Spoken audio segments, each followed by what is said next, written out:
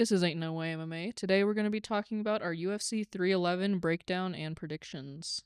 If you take any of the 311 fights at all, and you take them and you smack them onto the card that was prior, it's basically like 3 straight main events that are better. The ratio is crazy, but I'm really excited for this card in comparison to the first fight night of 2025. Starting the card off, we have an absolute definition of a fraud check. We've got Clayton Carpenter, who's got amazing grappling, pretty decent stand-up striking, and he's American.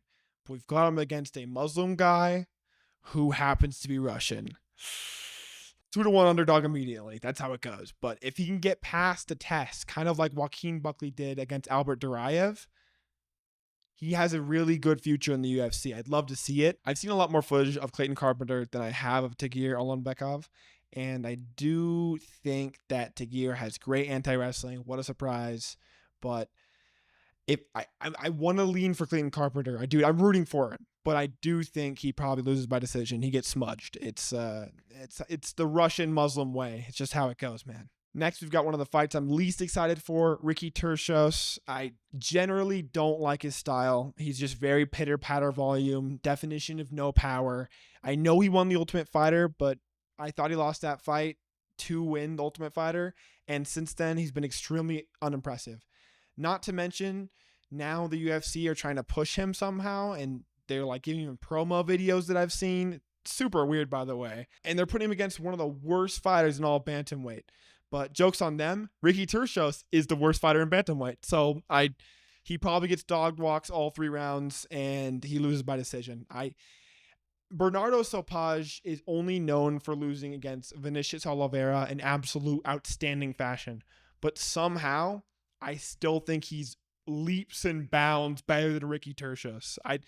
Don't quote me on that, but Ricky Turcios brings nothing to the UFC that we already haven't seen and leave the UFC. So that's all I see happening. And a prospect we know pretty well, Rinya Nakamura. Big step up in competition against Muin Gafurov. I'm really excited for this fight. Rinya Nakamura is pretty well known for keeping the striking quick and athletic in the first and second. And as he starts to get tired, he relies on his grappling cardio, which is extremely impressive. And the way he comes across the cage to do that with mixing up the takedowns and kind of keeping it all hidden what his weapons are, he does really well with that. And he's a 4-1 favorite, and I think for good reason. And I think Rinya Nakamura uses his talent extremely well in the wrestling IQ and striking IQ. He has high potential. I think he beats a guy in Muin Gafurov pretty easily. I'd say Rinya Nakamura is lacking finishing ability, so maybe a unanimous decision, 30-27. I don't see a scenario where Muin Gafurov really gets the upper hand. We're barely going to talk about this fight because it's OnlyFans woman versus Carol Rosa. Probably OnlyFans woman wins versus anybody. She just twerks and the UFC throws money at her. Get me out of here. This is a fucking simulation. I can't believe it. Next fight. And to end the early prelims, we have Diego Ferreira versus Grant Dawson, which honestly could have been the main event for the last fight night and would have been infinitely better. The scrambling ability of Diego Ferreira makes this fight interesting. Most of the time, Grant Dawson has an absolute talent of smothering people. He's one of the best fighters I know at ground control. He's really good at getting people down to the ground and not letting them back up. But Diego Ferreira, even at the age of 39, is one of the best at scrambling and getting back to his feet. I see a lot of scenarios where Grant Dawson is a huge favorite coming into a fight and ends up, he gets caught with a strike like he did against Bobby Green. I almost want to lean for Diego Ferreira in this fight. I think the scrambles catch Grant Dawson off guard and he ends up getting caught. I think he's a 4-1 underdog, 3-1 underdog, and I'm leaning Diego Ferreira, genuinely. I do like Grant Dawson. I think he has really good ground and pound, and he has great control. But I don't know if you can hold a guy like Diego Ferreira down. I haven't seen a lot of guys do it, and that makes this matchup really exciting. All right, we've got a college dropout in Zachary Reese versus another non-high schooler dropped out to do a SoundCloud rap in Sedriques Dumas. I think the last name Dumas is really fitting because he's a dumbass.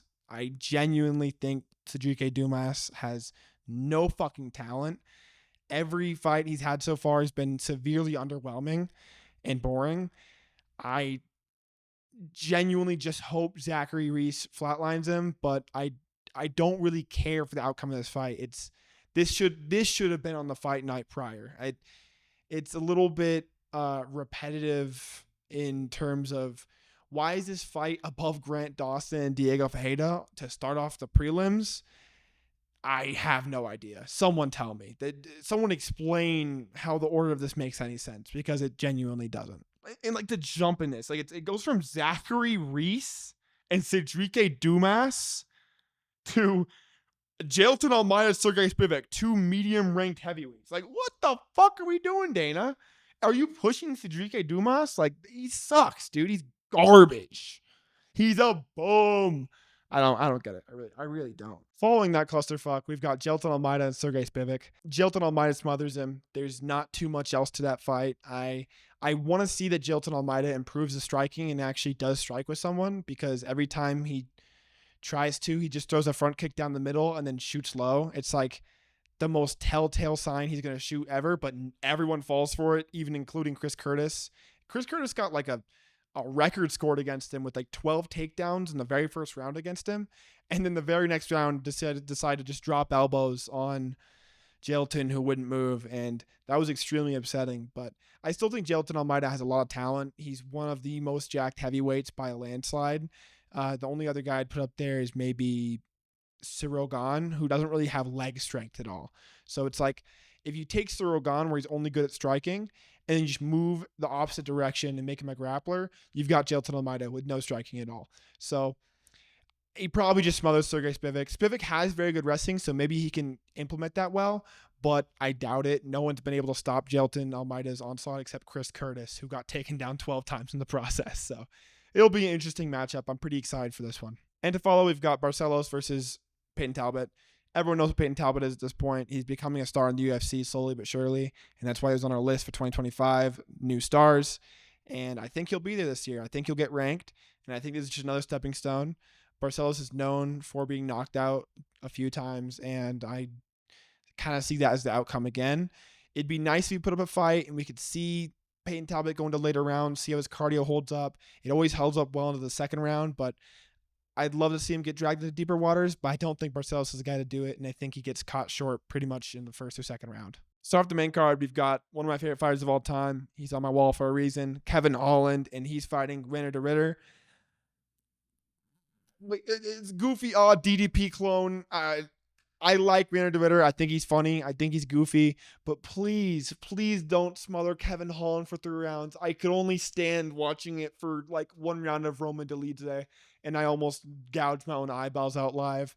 I genuinely love Kevin Holland, but man, does he suck at grappling. He's got good jiu-jitsu, and then the list ends. I know he got injured against Roman Dolidze as well. He broke a rib, and he's already back fighting again. Still one of the most active UFC fighters of all time.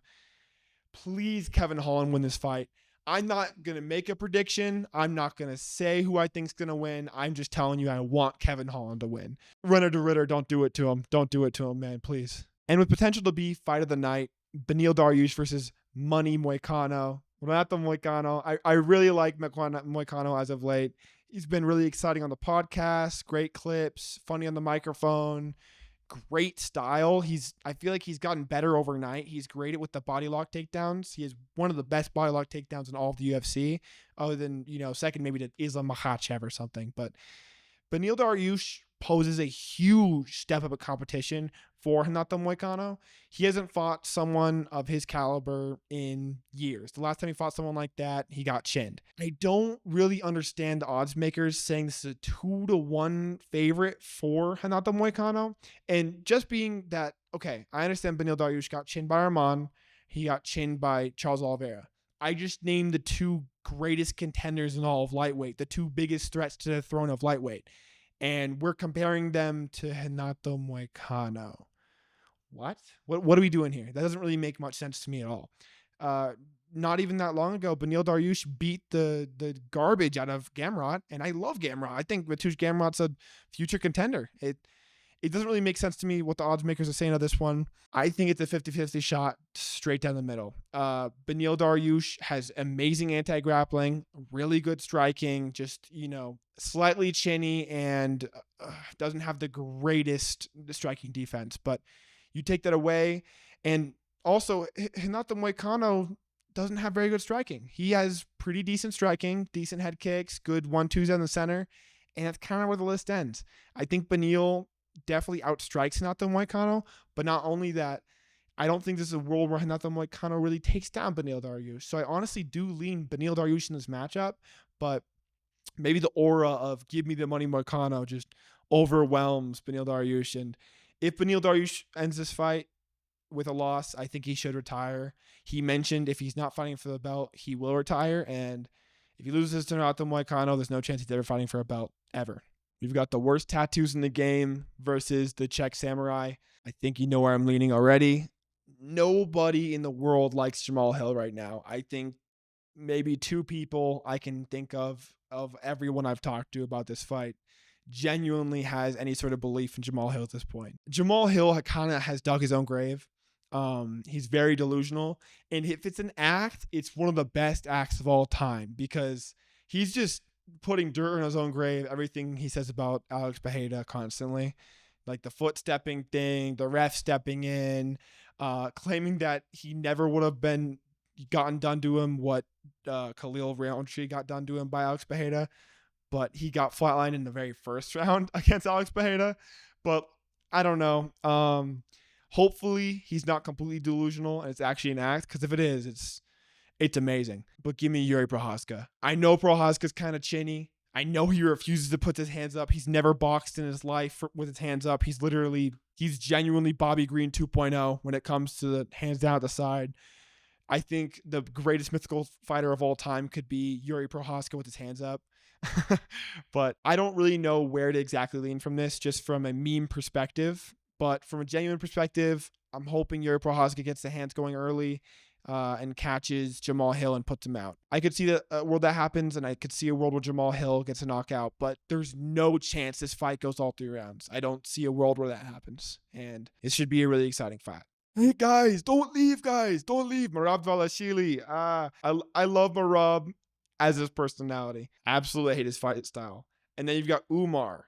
I absolutely hate his personality, but I love his fighting style. So it's the complete opposites of each other getting into the cage. It's a battle of absolute snoozer cardio grappling versus exciting striking with a great anti-wrestling background. Give me Umar by absolute dog walk. I think he puts a leash on Merab and dog walks him for 5 rounds.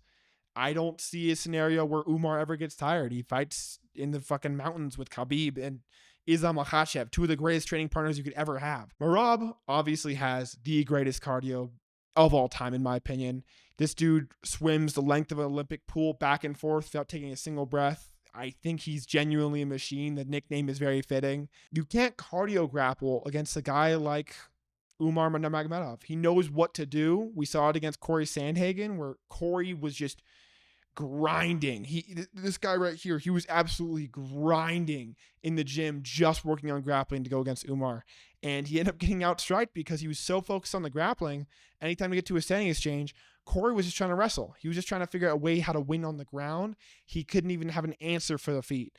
And I think that's what Umar does to people. People are so desperate to not get taken down and try to be on the offensive with the grappling that they end up getting struck up. And I think that's going to happen again against Umar Nurmagomedov with Merab Dvalishvili. With the main event, what this whole card was based around, Islam Makhachev and Arman Tsarukyan 2. The second, the rematch. The great thing about this is we have footage of both these guys, a lot of footage. And we even have footage of them in the cage together. But this was a good 6-7 years ago. They fought a long time ago, both very young in their careers. Islam was about 3 or 4 fights in, and it was Arman's debut, who he took on short notice. By the way, to mention and to note, Arman Tsarukyan is basically an oil child. Like, he has all the money in the world, flies private jets everywhere. He joined the UFC because he wanted to get verified on Instagram. I mean, he doesn't really have like a motivating factor to be a champion in the UFC seriously. I know he's obviously changed that now and he's like, oh, I can actually do this when he started getting to the UFC and seeing the talent he actually had.